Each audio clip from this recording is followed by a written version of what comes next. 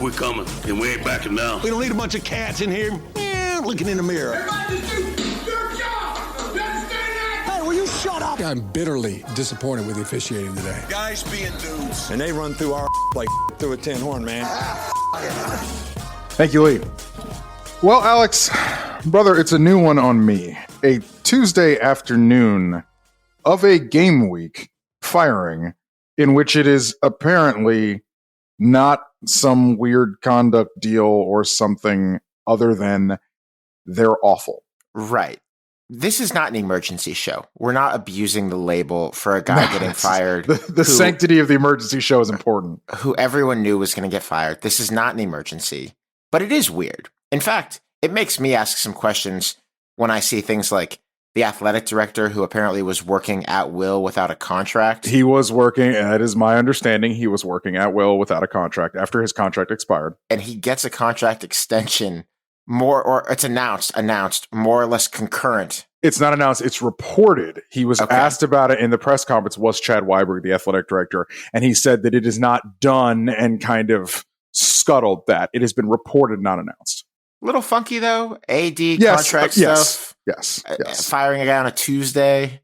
I don't know. Makes firing a guy on a Tuesday when you played Friday night and had all day Saturday and Sunday to do it while the sports world dealt with other things. And then here's a conspiracy theory for you. They didn't want to do it on Monday because do you know what Monday was, Alex?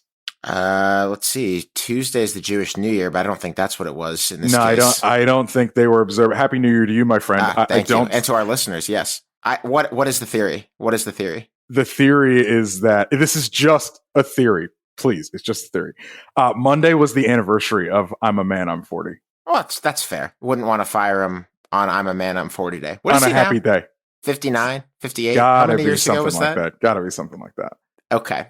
Richard, this is episode 3 of The Job. It's a new Split Zone Duo series for our beloved subscribers where we sort of do an overview of jobs that come open in college football. Virginia Tech and UCLA have beaten Oklahoma State to the punch, but the Pokes are up next. They're the third in-season firing that we've seen this season. Let's talk about it. First of all, why is this job open? Self-explanatory. Just discussed. Mike Gundy, gone after a long, honestly bordering on statue tenure there, but he's gone. How have things been going in the last 1 year, 5 years, 10 years? Those are very different answers, Richard. Obviously, you know what Oklahoma State once was 5 or 10 years ago, but the NIL era came and Oklahoma State and its head coach, now former head coach, were ill-equipped to meet that era. He was defiant in not meeting that era. And because of that, they eroded slowly and now are where they are. Where last season they went 3-9, 0-9 in Big 12 play. Their last 3 FBS games have gone absolutely terribly, including the looking as uncompetitive as a power conference team will ever look against Oregon, but then also about as uncompetitive as a power conference team will look against last year's Colorado. I was just thinking about this. Of Gundy's last 3 FBS games, I think inarguably the best one was a home loss to Tulsa. Which is not what you want when you're Oklahoma State. I would agree. Yeah. So here they are. You know, I think that Mike Gundy, first of all, there's going to be a lot of, dancing on Gundy's, the grave of his tenure, et cetera, et cetera. Let's not mince words about when it was cooking what it was. Mike Gundy was an absolute innovator of offense at his alma mater. He is Oklahoma State football in its most modern iteration of any success. I think there are 11 10-win seasons in Oklahoma State football history. Mike Gundy was either the coach or the quarterback for 10 of them, if I have that right. You know what they were. Won Fiesta Bowls, came within a whisker of a BCS national championship game. Offensive innovation, wide receiver factory. They pivoted, by the way, also during his tenure into something that was a little more ground and pound. He is one of the great coaching talent evaluators and assistant coaching talent evaluators of the last era of college football. And then obviously it turned and it went poorly. There will probably be a statue of him one day outside that stadium, or they'll name the field after him or something. We know what he was, but where it is right now in 2025, it had to end. Yeah, I would say this about Gundy. I don't know Mike Gundy. I never interviewed him. I know for I have a strong feeling that he and I see the world a lot differently. I Why kind of would you liked him. guess that? I kind of liked him. I mean, even though he did certainly a few dumb things over the years, the one that I'll remember is, back when there was shame in society, he had the whole thing with the OAN t-shirt, and a couple of his star players, or at least one in particular, really didn't like that. And then, so he's made some apologies in his life. I'm sure I don't see things the same way he does, but he did have a realness to him that was palpable even from afar, and just from talking to our industry colleagues who would interview him over the years. Like, the guy was authentic, I think. And I can acknowledge that and appreciate that in this business. And so I don't know. I'm not particularly interested in dancing on the grave, I guess is my point about this. Yeah, he smoked what he sold, and I can appreciate that.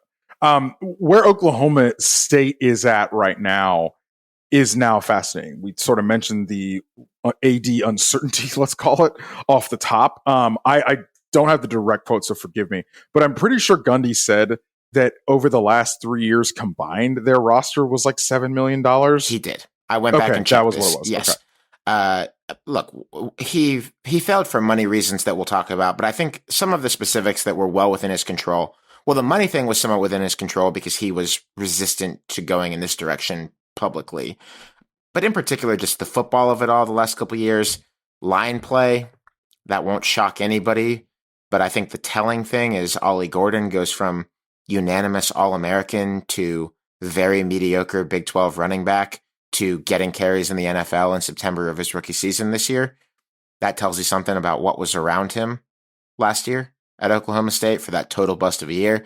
And I'm also curious for your read on this, but they were offensively ahead of the curve in mid to late 2010s shotgun RPO spread offense.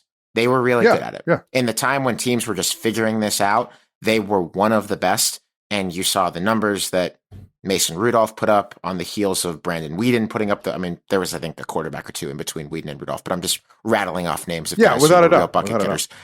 They were good at it. And then people caught up, and evidently they didn't think their staff was very good by the end either, because they replaced almost all of them after last season. Some of that was a little bit forced. Some of that was a little bit cajoled, if you want to say that. At the end of last season, Mike Gundy took a pay cut and had to donate some of that money into the NIL kitty, so to speak. I think Mike Norvell had that happen to him too. A couple of coaches last year had that happen to him, but he was one of those guys. But yeah, so Oklahoma State sits in this predicament right now. What do you want to be? What are you going to be? They're not the only team. I do think there is something that the 3 jobs that are open right now have this existential thing about them. Yeah. It's what are you going to be? What do you want to be? You weren't ready to meet the moment. And so your coach is gone. Is the current roster any good? In our role as sort of industry consultants on this stuff, we always tell you if you're going to have anything here, obviously not moving along very quick. You'll inherit nothing of significance if you take this job, even if guys don't transfer. Let's talk about the money, because this is the third in a row of these that is a big money conversation. But I think this is a different kind of money conversation, sort of. It's got some different particulars than UCLA and Virginia Tech. Yes, I would agree. I think that what you're about to say is a bit of an oversimplification, but I do think it's worth stating. I think you know what I'm about to say, but I'll go a little deeper than maybe you think. We talked a bit about T. Boone Pickens with Stephen Godfrey the other week when he was on the show. Something that I think people sometimes lose is to the extent to which T. Boone's massive hundreds of millions of dollars of giving to Oklahoma State coincided almost perfectly with Gundy's rise there.